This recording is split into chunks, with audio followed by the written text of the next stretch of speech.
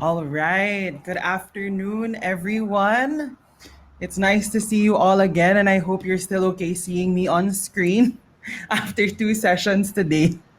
I promise I'll make this quick so we can get to our resource persons for this session, who I'm very, very proud and amazed to present and introduce. This afternoon, we are joined by two astounding legal professionals whose work at its core is about connecting and meaningful engaging with people through legal aid. I am proud to introduce a good friend who will be taking on both the roles of speaker and moderator for this session, a position not far from her everyday reality, as she successfully and lovingly takes on the role of mother, daughter, advocate, teacher, friend, and if you get to follow her on her social media, a BTS army.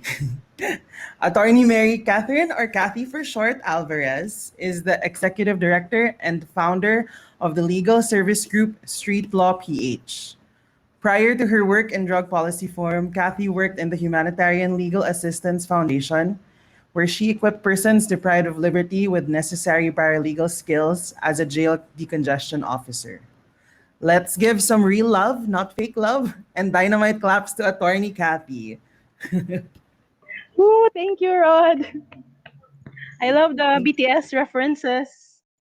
Hi, everyone. Hi, Nana. I'll be introducing a mentor and an inspiration later on in my presentation. But first, good afternoon, everyone. Maayong hapon. I'm coming to you from Cebu in the Philippines. So, as Rod said, I'm Cathy Alvarez. I'm one of the founders and presently the executive director of this small group of lawyers um, trying to help provide access to justice for people who use drugs and trying very hard to work for more humane drug policies in the Philippines. Uh, yes, in the Philippines.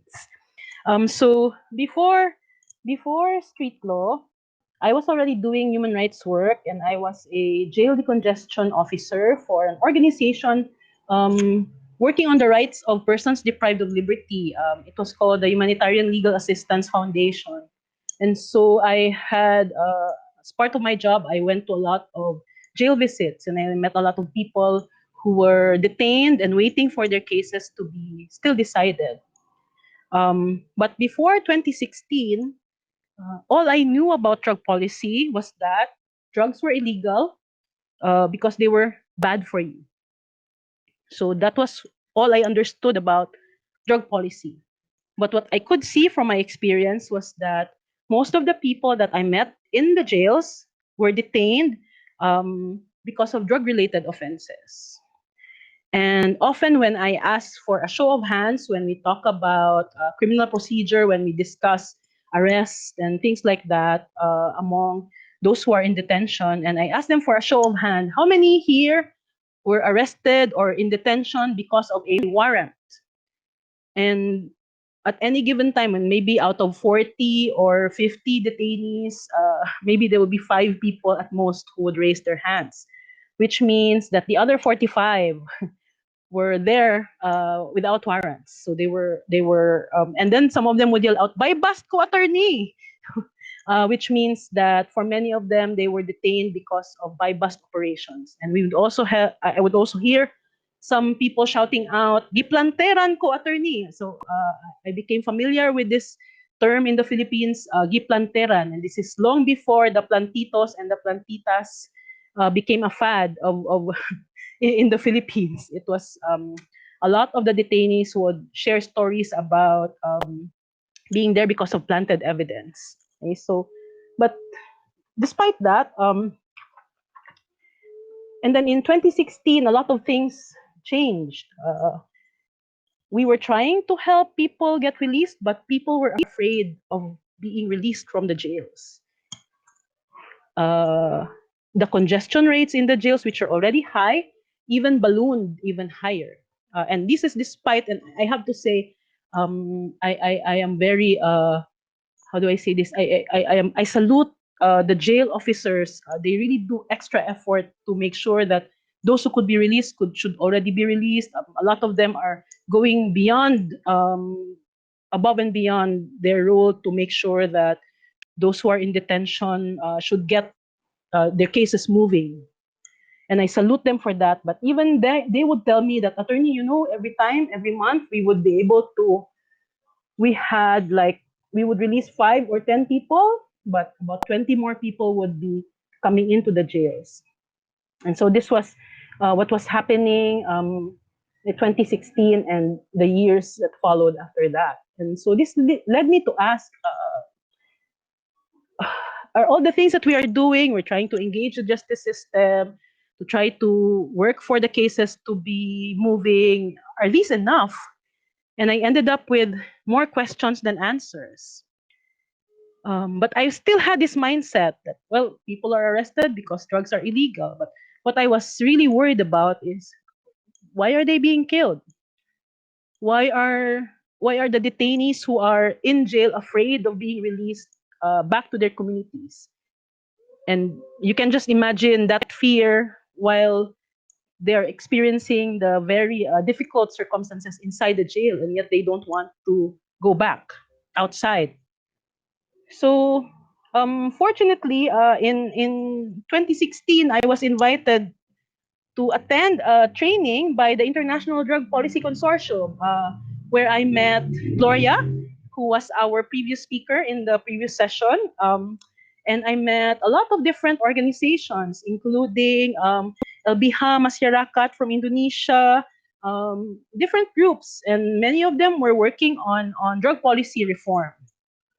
And I think the most striking thing about that experience was I met people who use drugs for the first time, that it was not in a prison or jail setting.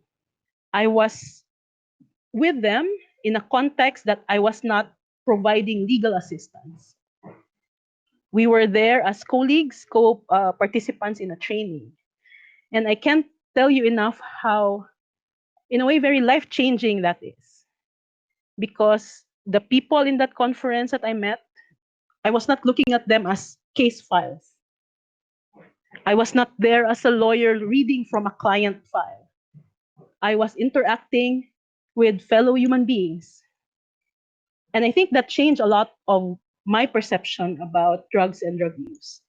So I hope those of you who are organizing activities like this, I hope there will be a time when we can do these things again, because I think that initial encounter with very empowered, very inspiring people who use drugs changed a lot of my negative assumptions about drugs and drug use. And I think that's important to remember. They're not just case numbers. They're not just people whose lives are in a folder. These are human beings with real lives. And we need to learn to respect that and never forget that. And then later that year, we were invited to attend a different training still on drug policy and human rights by the University of Hong Kong Center for Criminology. And while in the IDPC training, I was one of very few Filipinos. In the Hong Kong University training, there were a lot of Filipino lawyers who participated. And it was such a pleasant experience because finally I met some people who were also asking questions about what was happening in my country and what can we do to improve the situation. And so I came out of that training with a couple of things, a couple of realizations. There was something very wrong with our drug laws, was the first one. The second one is that our drug laws were legitimizing the killings that were happening. And the third one is that our drug laws made the stigma and discrimination against people who use drugs worse.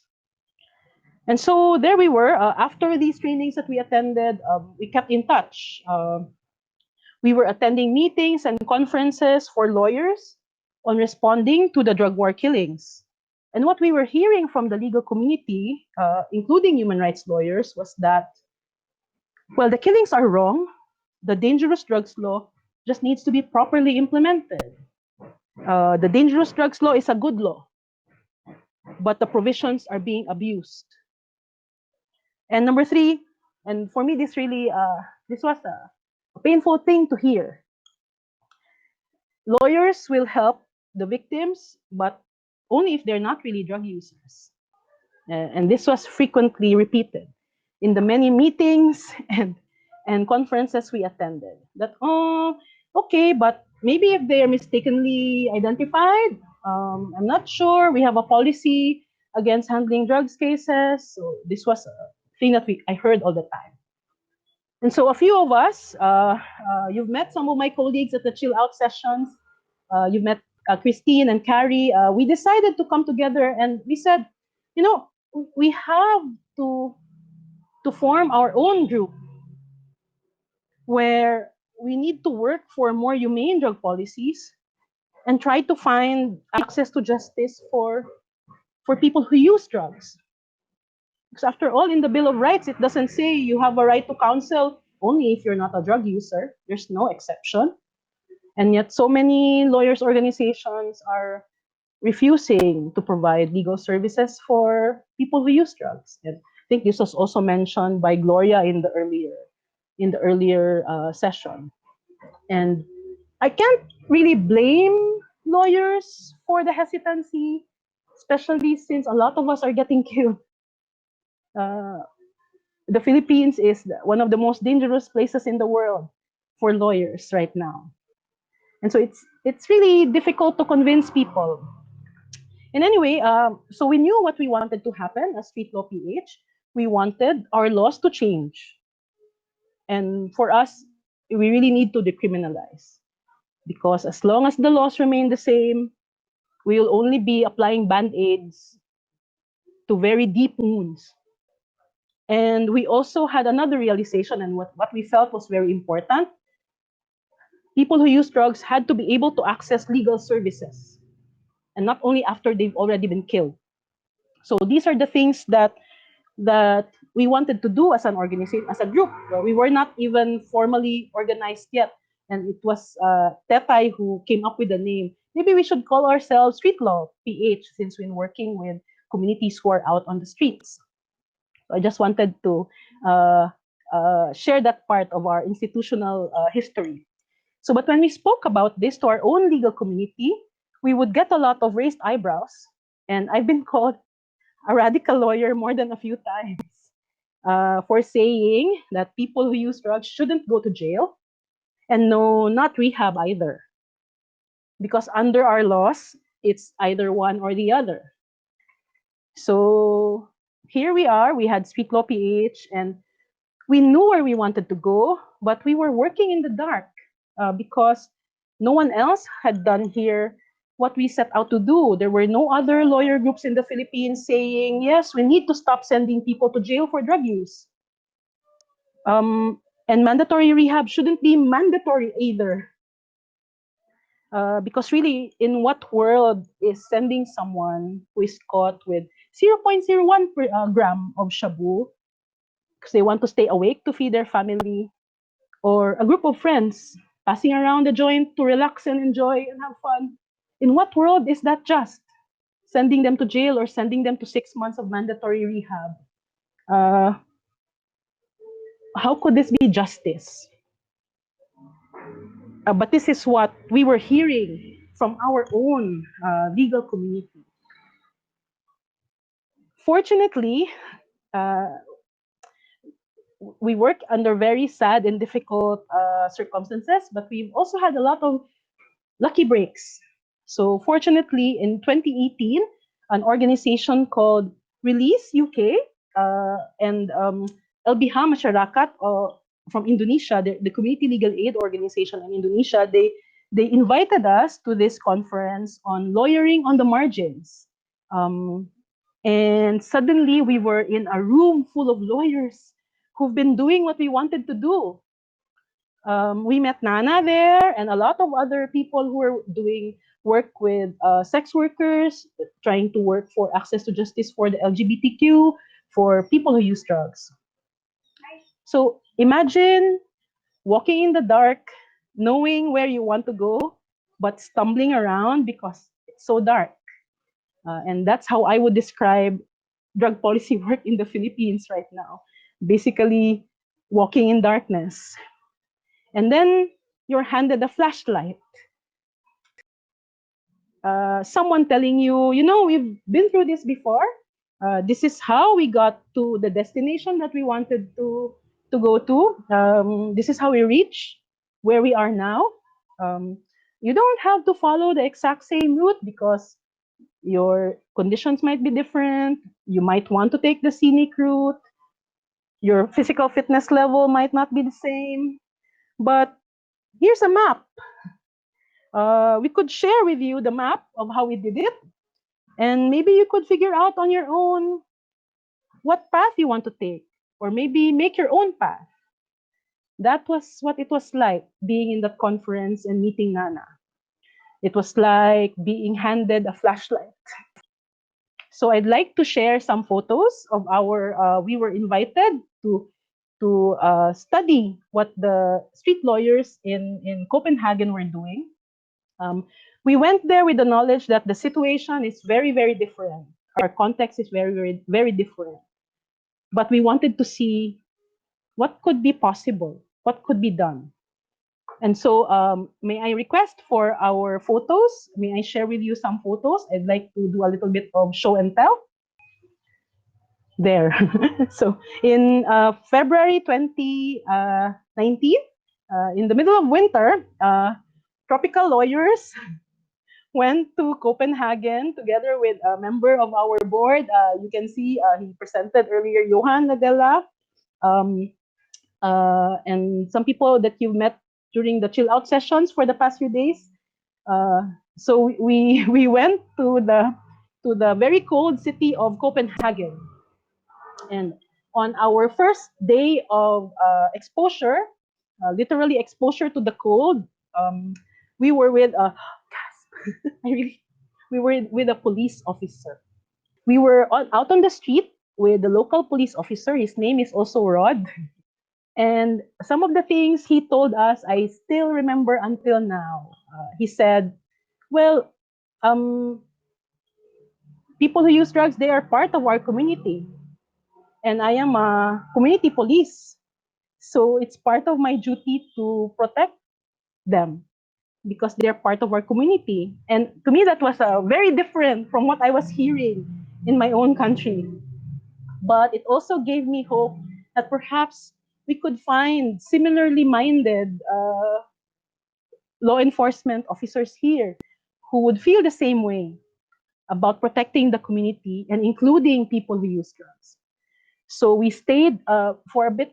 It was very cold, but we stayed out because Rod wanted to show us the situation in the area before they had their safe injection sites. We were actually outside a safe injecting site. It's government run. And Rod was saying that before the safe injection site, you would find a lot of people out on the streets. You would find a lot of needles. He would go to duty and see people who had died of an overdose.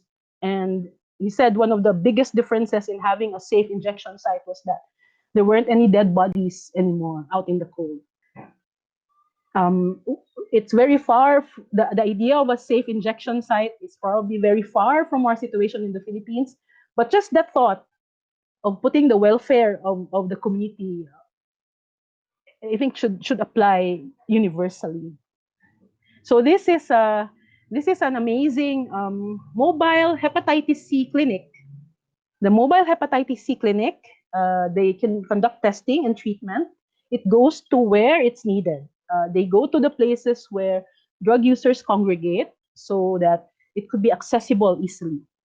And the best thing about this, it's run by people who use drugs. So it's community-led for the community.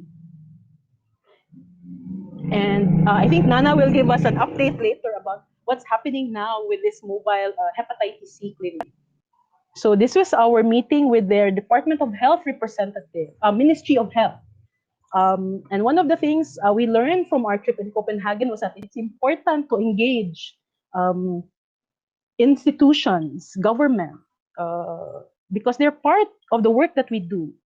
And one of the lessons we got from sitting with the Ministry of Health was that their metrics, for them, their measure of success, they include, well, they would count it as a victory if people quit drugs, but they would also count it as a victory if people learn to reduce or limit their drug use at their own pace.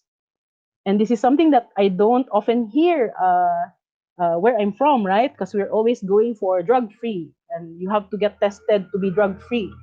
But in their Ministry of Health, they consider it a win if a person who uses drugs decides for himself or herself that, like I think Johan made this example earlier also in the earlier session. He said that when before I used to use drugs every day and now I'm just using on weekends. And they consider that as something that is a good thing and should be counted as a good thing. So here is the group photo with the Ministry of Health representative, together with the StreetLawPH team and Nanna and Philip of the Gadejuristen. So this is one of our favorite parts of the exposure trip. We took not a lot of photos because we want to respect the privacy of the people who were availing of the services. But this is really street lawyering at its most compassionate. So the street lawyers, I forgot, I was going to point out, I forgot I'm not allowed to do that. I can't do that on the screen. So you can see it's a cart. It's just a cart. It has coffee and hot chocolate. And remember, this is winter in Copenhagen. So there's hot drinks, a little bit of food. And these are manned by, they're run, in this photo, they're with volunteer law students. So they park this cart in an area in Vesterbro, which is the district where there are a lot of people who use drugs. There are injecting sites, there are shelters, and anyone who wants to get a hot drink, they can do so, they can access, while also they are free to talk about their legal concerns. And the legal issues, it's not always about the drug use. It could be about access to housing, it could be about access to a welfare check. It could be about custody of family, family relationships. It could even be something like, I don't know where I'm going to sleep tomorrow. Um, it's not, and I think this is one clear example of what could be possible if you don't criminalize people. They would not be afraid to ask you for help because they won't be afraid that someone will come in and just suddenly put them in handcuffs. So it's something for us very aspirational, something that we hope to be able to do when we are able to change our policies into more humane drug policies. That's our experience with visiting the Danish street lawyers. I think I'm not sure if I was able to include. We had a photo where we visited the Copenhagen City Hall. And in that City Hall, we met with the mayor for social services. And I think one of the lessons for us there was also it's very important to engage local government, to let them know about your initiatives and what you want to happen. Because I think a lot of the people in government, a lot of the people that I've met in government, I believe they sincerely want to improve the situation. They sincerely have this, they just really want to do their jobs and they want to help people. I think there is still that good intention. But our environment and our policies, of course, have an impact on that. Because no matter how good intentioned you are, if your policy requires you to send people to jail, there's only so much you can do. And so being in Copenhagen, well, the political system, the environment is very different. The issues are different. But for us, the bottom line was that this is what's possible. This is what you could do if the policies allow you to do it. And so it gave us a lot of inspiration to work harder, to try to create spaces where people who use drugs will feel safe. Because one of the lessons also from our interactions is that as lawyers, this is not our show. We are support only. The people at the forefront should be the communities of people who use drugs. And we are here to provide support to them. But because we live in a criminalized society where they are afraid to come out and speak out and talk about their experiences, then we have to work to provide a safe space for them to be able to do so. So I hope you learned something from the things I talked about today, but I'm very excited to introduce you to someone that I consider an inspiration, someone who literally shines her light. Thank you, Nanna, for showing us what could be possible. So I'd like for her to talk more about the work that she does. So the work that she does. So let's all welcome Nanna Gotfredsen, all the way from Denmark. Thank you so much for the introduction and for our friendship and exchanging experiences. It's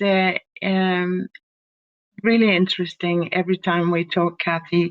And what you do really impresses me, what you do back home. And it was such a pleasure to have you here in Copenhagen and also to see what we have done through your eyes and reflections. That was amazing too.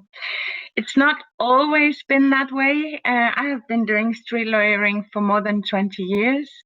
It's not always been like what you saw here, a friendly police like Rod. He was a bad guy once, and he admits it, and that's amazing because it can be hard to change perception and how you do things. But he just speaks up. I was a bad cop once, and at some point he learned that people who use drugs are actually people. He also got to learn that most people who use drugs are not in trouble. They are not developing problematic drug use, about 8 in 10. But a few does, and it very often has nothing, or at least not much, to do with the drugs. So, and that's a very important issue. So, our clients in the Danish street lawyers, they belong to the minority group who develop problems. Some call it addiction. After more than 20 years, I think we should talk about self-medicating. It's about early traumatizing. It's about all kinds of mental issues, anxiety, depression, PTSD. It's about autism and what they have found in their isolated, deprived lives is that drugs are helpful to them. And I do not, actually, I don't have an opinion about that. I'm just a lawyer and they're people and they have rights. So the idea more than 20 years ago was, if I have to say, it was not a plan when I went to law school so many years ago that I would become a street lawyer and do that for the rest of my life. But I moved to the area as a law student where your pictures are from, right behind the central station in Copenhagen. And what I saw in a welfare state in that area with people, as you talked about, dying on the streets and police harassment, police brutality, and people who, it is a welfare society, who describe not having access to the Danish universal healthcare system, not having access to the social benefits. And they died very young, at an average age at that point around 31 years old. So the idea was, hey, something is not working here. They have rights, but they were not, their access to justice were not ensured. So I just started walking around the streets, and with no support or funding or for the first 4-5 years, I just didn't want to quit, because there were issues and we had to handle them. So it grew, and what I tried to do in the beginning, I was so angry because it was heartbreaking to see how we treated our most vulnerable citizens. But I tried to start to reach out, and what I understood was that government officials, police, treatment providers, even in the treatment system, didn't have the kind of deep understanding about how complex this issue is. So reaching out, reading a lot of research and a lot of reading a lot of stuff about all these things was the background for doing this and creating this bike, and just going out there and really fight hard to ensure access to justice for the most vulnerable citizens in our country. And you're right, it's about we handle around 1,600 cases a year. It's social law, it's health and medical law, it's about patients' rights, it's about ensuring social benefits, housing issues, and of course criminal law issues, because possession of their drugs are still considered a criminal offense in Denmark. And we actually win or handle about 8 out of 10 cases, so we have a lot of success, but I'm not at all able to cover for street people who use drugs, their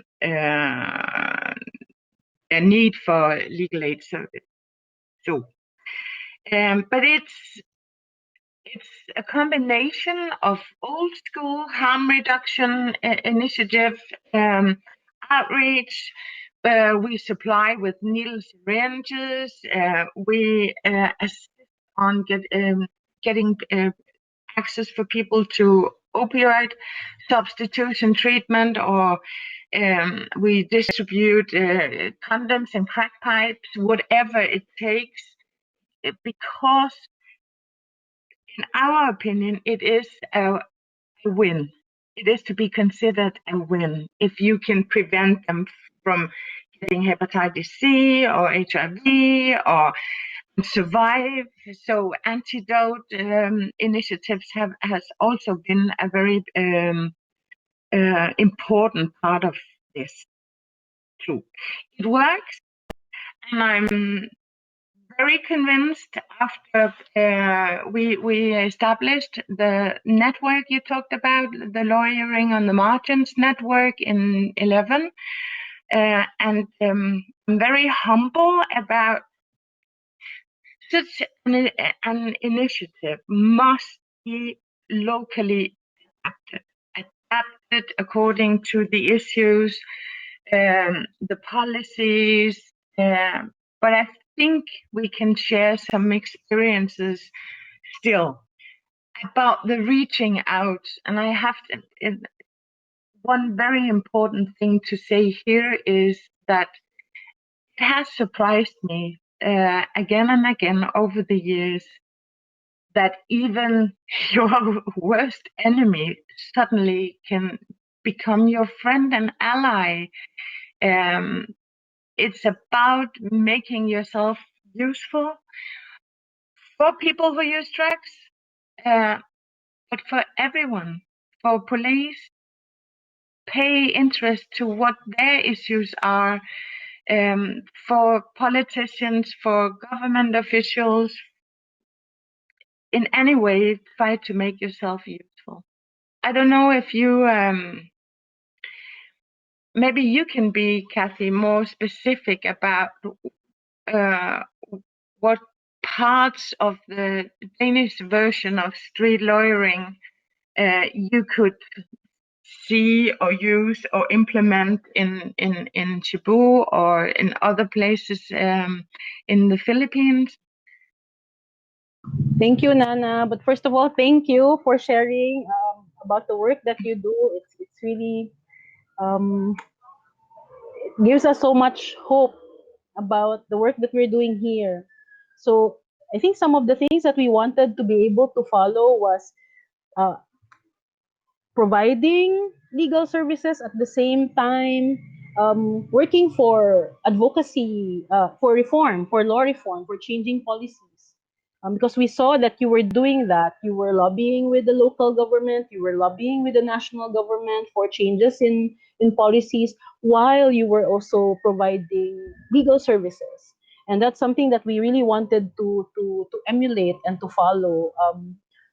We've only just recently actually there are a lot of limitations to providing legal services here, especially with the pandemic.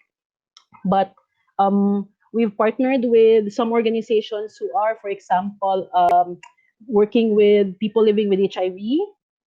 And so one of our lawyers is assigned to provide legal services for that organization. So they have regular consultations, and so the range of legal assistance could be just giving legal advice or writing letters. And this is something that we saw you do as well when we were there.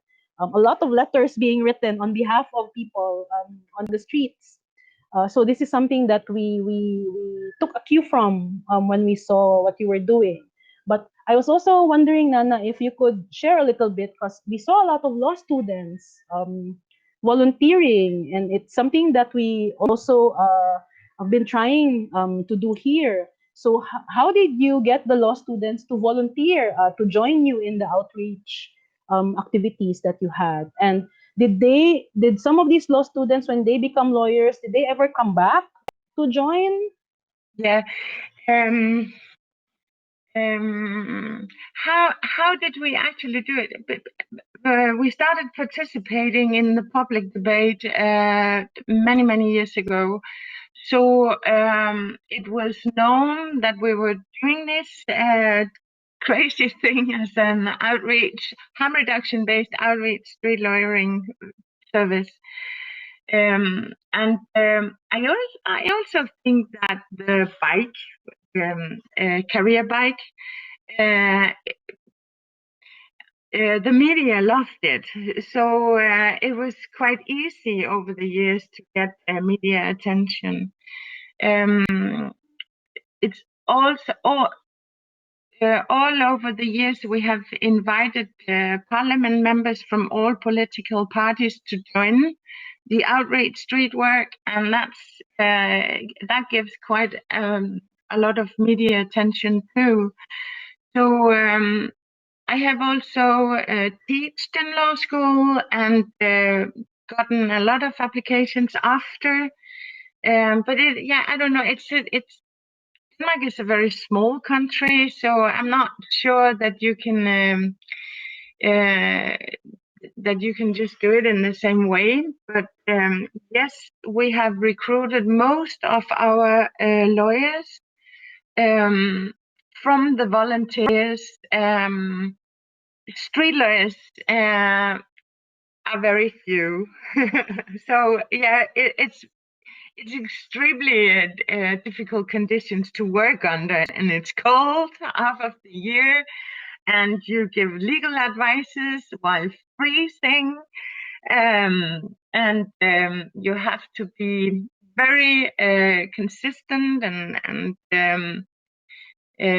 it's not like just in a normal lawyer's office where people come at the time where you have time. You have to be extremely flexible. So it's a very good way to find out as volunteering law student if you can actually do the job. But it's so important, and we have had so many volunteering law students over the years, and now we meet them working in prisons, in the treatment system, in the municipalities, government level. We have street lawyers in disguise in all kinds of parts of the system. That's really interesting. How is that in the Philippines? I know you teach law students as well. Is it possible to get them interested in doing this? I think, yeah, we might have a similar way. I myself a product of a human rights internship program, and I think that internship program also has alumni in different parts of government that we interact with and engage with when we do policy advocacy, when we have to write letters to local government officials. So I think it could work the same way here. And yes, I do teach in law school. And I'm proud to see some of my students have become excellent human rights lawyers as well. I have a few of them working in NGOs, working on different different sectors, and some with the Commission on Human Rights. And you see that they really have a heart for the work that they're doing. And I think legal expertise you can get by studying, but the compassion and the empathy, it needs something else. It's beyond reading in books. So you need to be able to go out into the communities to see for yourself how are laws affecting people. Because the things that you're studying, it all seems very abstract in the law books, but they actually have very real effects on people's lives. The laws that you are working on, that you're memorizing in law school, they're going to be the deciding factor on whether a family will be complete or one of them will have to be in jail. Things like that. And you're right. We need to provide opportunities where law students are able to see this for themselves and to make these realizations. We have this question, Nanna, that I think we might be able to answer together. So we have a question from Sister Nanette, a social worker from Our Lady of Charity. I cannot read the whole description, sister, but I'd like to read your question. What kind of convincing lawyers like you would do in order so that other lawyers who are on the other side of the fence, who does not have the same compassion towards our brothers and sisters who are users, to have a change of heart? So would you like to say something about this, Nanna? I just never quit. I just keep on talking and reaching out and calling people. It's kind of a general experience that it's about lack of knowledge, and everyone cannot know everything. What you really need to succeed in is creating the room or space where people can admit lack of knowledge and reach out and get the knowledge needed. So I don't know.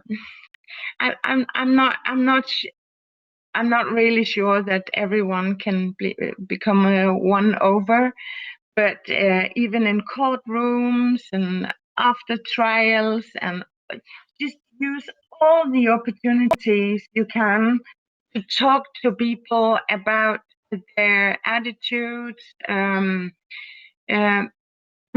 Makes you be sure to be really, really genuinely interested in listening to why people are not agreeing with you, or find out what the real reasons are. And that's very I think that's very important, because then you know where to start. Yeah. Thank you, Nana. I agree with you. And I'd also like to add that I think for me, what helped me was spending time with people who use drugs. For me, that was a big help in making me realize a lot of Yeah. things. And until now, Yeah. I'm still learning. I know that I still have a lifetime of things to unlearn. So I, like you, I don't expect everyone to be won over. And we'd be lucky if we have a few. But I think that spending time where you do not how do I say this? You are not there to save people. I mean, you Oh, are there exactly. as friends. You share conversations about your life. I think it helps you to remember that everyone is going through something and they're just doing their best to survive. And and Exactly. we're supposed to take care of each other and not the other way around. So I would like to propose more opportunities where lawyers have a chance to interact with people who use drugs, not on a client lawyer basis, but more as just share the same space where you can share stories. Yeah, reduce the distance in any mean, and I've seen it so many times when bringing parliament members, politicians to the street work, to the outrage street work with us, meeting with people who use drugs. They get surprised. Hey, these people are nice people. Yeah, they are. They're so loving and so different, just as the rest of us. Not too alike. There are so many aspects. They are funny, they are creative, they are amazing and wise, and you can ask questions about, because they're people and they can answer. You can ask questions about drug use and get wiser. And I think another very, very important thing to succeed with is to assist people who use drugs in mobilizing themselves, in organizing, um, um, ensure them a voice so they can be listened to and heard themselves. And also families of people who use drugs, we need to mobilize for them. They need to tell us how we can serve them as well. Um, we need to think in creating spaces for where good cops, good police officers who doubt what they are doing, where they can meet up and not feel isolated and forced to do things they don't like to do because they feel it's wrong. We need to create all these kind of spaces where people can come, learn, talk, and change. Thank you, Nana. I just have another question here that I will answer very quickly. So, someone is asking if we think lawyers will be safer if legal proceedings of drug-related cases are kept secret. Sorry, my answer to this is not lawyers will be safer if people who use drugs are not criminalized and they no longer have to go to court to face criminal cases. I think it will be overall better for the criminal justice system if people who use drugs do not have to engage the criminal justice system. So that's my answer. I think our communities will be safer overall. And then there's also another question from someone I know, also a young lawyer working with persons deprived of liberty, and she's asking us for advice, advice to those who wants to work and continue to work with communities that are discriminated and misunderstood. Do you have any tips, Nana? I'm not sure I understand the question. Okay, so she's asking for advice.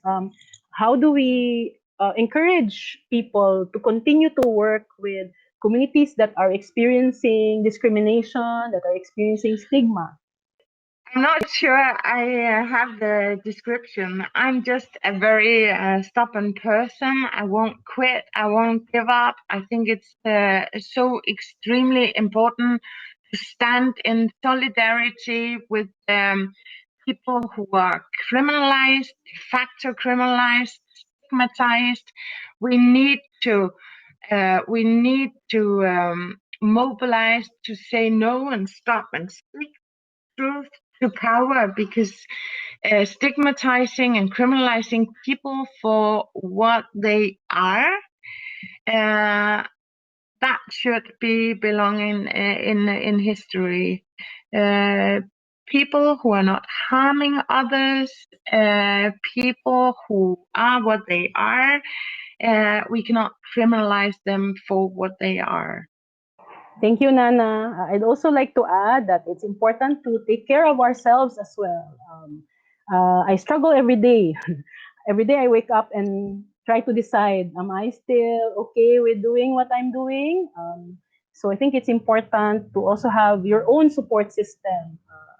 It's become more difficult with the pandemic. I miss being in the same room with the people I work with. I miss being able to bounce off ideas of each other. We're just laughing together, and so we try to make spaces where we can still do that despite the distance. I think it's important to also have know that there are people that you can ask questions who've experienced the same experiences. Like I have Nana to serve as an inspiration. The No Box team, I consider family as well. Not necessarily in the same field. They don't have to be lawyers. I learn a lot from the very young people with No Box, for example. They teach me a lot of things that I don't hear, I don't learn from my own legal community. So I think it's important also to be open and to be accepting that we don't really know everything, and there's always space to learn new things. And for me, what worked, what keeps me going is, aside from knowing that there's still a lot of work that needs to be done, and we just can't stop, but it also helps to have interest outside of the work that we do. I think having and as Rod mentioned, for me it's BTS. so having interest outside of advocacy work, outside of access to justice and human rights work, it would help, I think, to give us more energy, to be stronger and more refreshed, to have better ideas. And I never discount learning from people who are younger than me or people who are older than me. I don't limit my circle to the people that I've known since I was young. I try to make new friends because you always learn a lot. And especially when working with people who use drugs, I always say, ask the person who uses drugs about drugs. They're the best experts. They're the best resource persons. And that's why it's important that we need to change our policies so that we could hear their voices louder without fear of them getting arrested, without fear of them getting killed, because they have so much to teach us. And yet we cannot give them a safe space at the table where decisions are being made because they're afraid of getting arrested. They're afraid of being killed. And so it's our job as lawyers to try to change things, to try to make it possible for the communities of people who use drugs to have that seat at the table, to make those decisions that affect their lives. So, sorry, I'm getting very agitated. Nothing about them without them. Yes. And it's not just it's not just a quote. It's very important, and it guides the work that StreetLawPH does, because we learn that from Nana, from the other groups that we've interacted with, and most importantly, we learn it from the communities of people who use drugs. That it's not our stories. We have to give them the space to tell their stories. And that's our job. We're backup, we're support. But at the heart of drug policy reform, it should be the communities of people who use drugs in the middle and the center of it. So, Nanna, we have little time left. Can I ask you for your parting message to the group, to all our participants who have joined us today? We have about 95 people in the session. Wow. Amazing, amazing.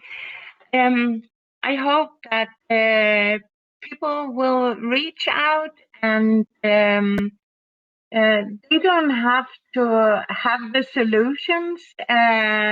Paying deep interest in how can I contribute? How can I make myself useful? Just reach out. We need all hands in doing this a lot better.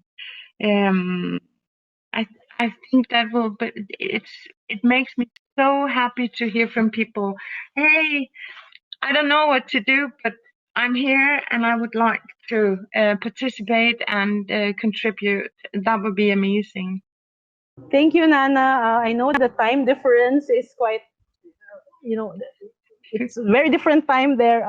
So thank you for taking the time to join us today and sharing your story, sharing your experience. As always, you give us so much inspiration and hope. When I grow up, I want to be like you. and if I could only be just like half as cool as you are, I would say that I've made it. You're amazing. So I just want to say a quick thank you to everyone who joined us this afternoon. I couldn't read everything. I'm not very techy, but I try to answer the questions as much as I can. I hope today's time with Nanna and our show and tell with the photos from Copenhagen have also given you a little bit of hope, and maybe a little bit of inspiration, and some courage. There's a lot of work that still needs to be done, and we need to work together and to help each other. And I'd like to end our session by saying that we are all going through struggles. Everyone has their own problems, but we should be here to take care of each other. And I think that would make the world a little better, if only,